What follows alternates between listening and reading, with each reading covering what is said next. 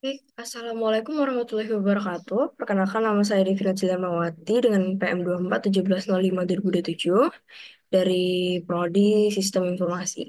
Di sini saya akan membuat video pengganti kehadiran guna memenuhi absen di mata kuliah pemrograman terstruktur. Jadi di sini ada dimulai dari modul 8.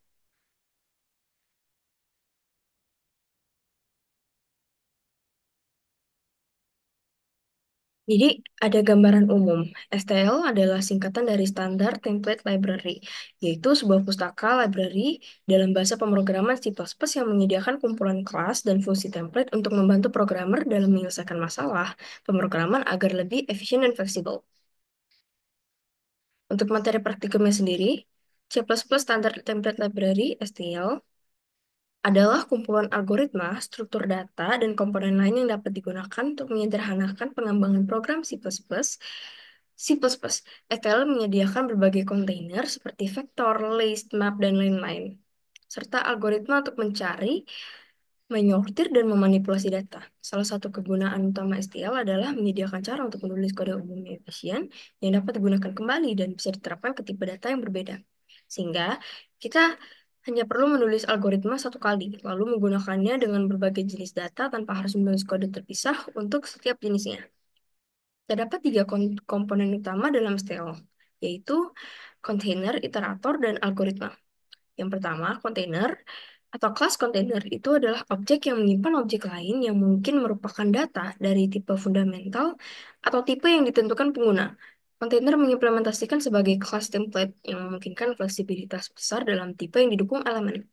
Kontainer juga dapat mengelola ruang penyimpanan untuk elemennya dan memindahkan fungsi untuk mengaksesnya, baik secara langsung atau melalui iterator. Nah, di bawah ini ada struktur dari kontainer. Kontainer sendiri itu umumnya terbagi jadi empat, yaitu sequence, adapter, asosiatif, dan unordered. Sequence containers menerapkan struktur data yang bisa diakses secara berurutan. Adapter containers menyediakan interface yang berbeda untuk sequence containers. Associative containers itu mengimplementasikan struktur data terurut yang dapat dicari dengan cepat. Kemudian di sini yang terakhir ada unordered containers, itu mirip kayak associative container, tapi tidak urut dan menghasilkan hash table untuk akses cepat. Kemudian di sini ada iterator. Iterator adalah objek seperti pointer yang menunjuk ke elemen di dalam kontainer. Bentuk iterator yang paling jelas adalah pointer. Pointer dapat menunjuk ke elemen dalam array dan dapat mengulanginya menggunakan increment operator atau reference operator. Tapi iterator tidak memiliki fungsi yang sama dengan pointer karena dilihat dari ketergantungan fungsionalitas iterator sendiri. Beberapa iterator bahkan tidak didukung oleh semua kontainer DSTL karena kontainer yang berbeda mendukung iterator yang berbeda pula. Increment operator or decrement operator itu operator yang berfungsi untuk menambah atau mengurangi iterator. Oleh karena itu, sebuah iterator menuju ke elemen kontainer berikutnya. Equal operator or not equal operator ini adalah kedua operator yang menentukan apakah kedua iterator menunjukkan ke posisi yang sama atau tidak. Kemudian ada di reference operator. Ini adalah operator yang mengembalikan elemen dari posisi saat ini yang ditunjuk oleh iterator. Kemudian yang terakhir ada assignment operator. Operator yang berfungsi untuk menugaskan iterator. Contoh penggunaan iterator seperti ini. Dalam program di atas, variabel IT, it berlaku sebagai variabel iterator untuk vektor angka, sehingga pada program tersebut dapat mengembalikan nilai indeks dan juga elemen-elemen yang ada pada vektor angka. Algoritma adalah header yang mendefinisikan kumpulan fungsi yang dirancang khusus untuk digunakan pada berbagai elemen. Algoritma itu tidak bergantung pada kelas kontainer, sehingga algoritma berlaku untuk objek kelas kontainer seperti array, string, dan tipe data lainnya. Algoritma bertindak atas kontainer dan menyediakan sarana untuk berbagai operasi dari isi kontainer. Semua algoritma kecuali yang numerik tergantung dalam file header algoritma, sedangkan algoritma numerik yang berhubungan dengan manipulasi numerik itu terkandung dalam file header numerik. Oleh karena itu, kita harus menyertakan file header sesuai dengan yang dibutuhkan dalam program. Beberapa contoh fungsi dalam header algoritma yaitu min, mask, sort, swap. Beberapa contoh fungsi dalam header numerik yaitu accumulate, partition, dan lain-lain. Template. Template itu adalah tools yang sederhana, namun sangat berguna di C++. Contoh sederhananya adalah kita bisa melewatkan inisiasi tipe data sebagai parameter, sehingga kita tuh nggak perlu menulis kode yang sama untuk tipe data yang berbeda, karena template memiliki fleksibilitas dalam penggunaan tipe data pengguna.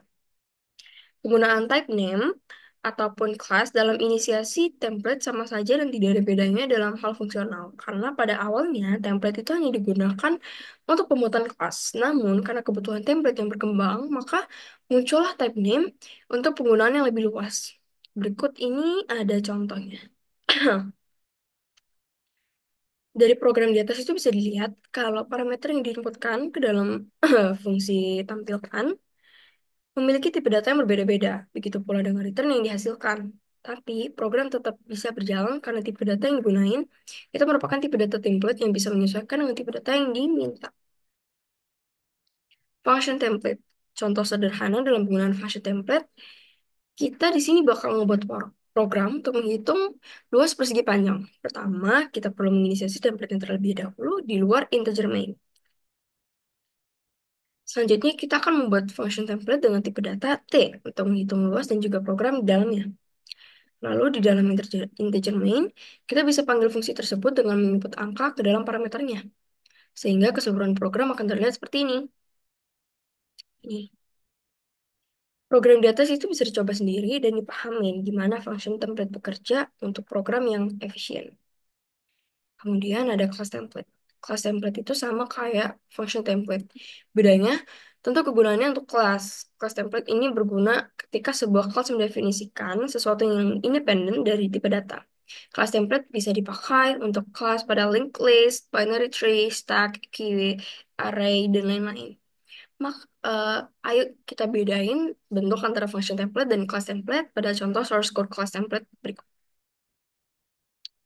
Dari source code di atas itu bisa dilihat kalau kelas template di sini itu digunakan untuk menggantikan tipe data yang ada pada kelas kotak sehingga memungkinkan user untuk mengakses function set LSI, set isi dan get isi dengan tipe data yang fleksibel. Untuk output dari source code di atas bisa dicoba sendiri dan lihat hasil outputnya. Kelas template dengan multiple parameters. Di kelas template STL C++, itu kita bisa menggunakan multiple parameters yang bisa disertai juga dengan default argument untuk beberapa parameter. Contohnya seperti ini, kelas template multiple parameters dengan default, kemudian kayak gini yang tanpa default argument. Untuk penggunaan kelas template multiple parameter sama halnya dengan penggunaan kelas template yang biasa. Bedanya, kelas template di sini menggunakan parameter lebih dari satu. Mendefinisikan kelas member di luar dari kelas template. Misalkan kita itu perlu mendefinisikan fungsi di luar kelas template. Kita bisa melakukannya dengan format berikut. Perhatikan bahwa kode template class return type perlu diulang saat mendefinisikan fungsi di luar kelas, karena itu juga merupakan bagian dari sintaks. Untuk contoh lebih jelasnya seperti ini.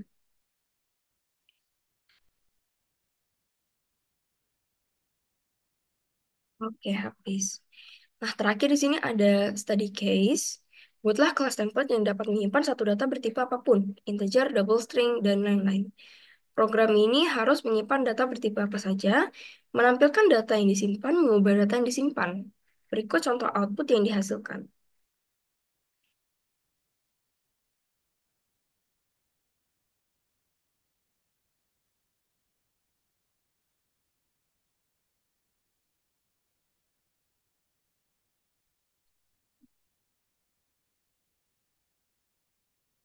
Nah, di sini saya sudah membuat codingan sesuai dengan studi kasus yang sudah diberikan. Di sini tuh ada type name T, ini yang memungkinkan kelas data itu menyimpan nilai bertipe apapun. Kemudian di sini ada set value, get value, dan print value, itu yang digunakan untuk manipulasi dan nampilin data. Kemudian di fungsi main, itu kita nyoba nyimpan dan ngubah data yang bertipe integer dan string sesuai contoh output pada gambar. Jadi seperti ini untuk outputnya sendiri.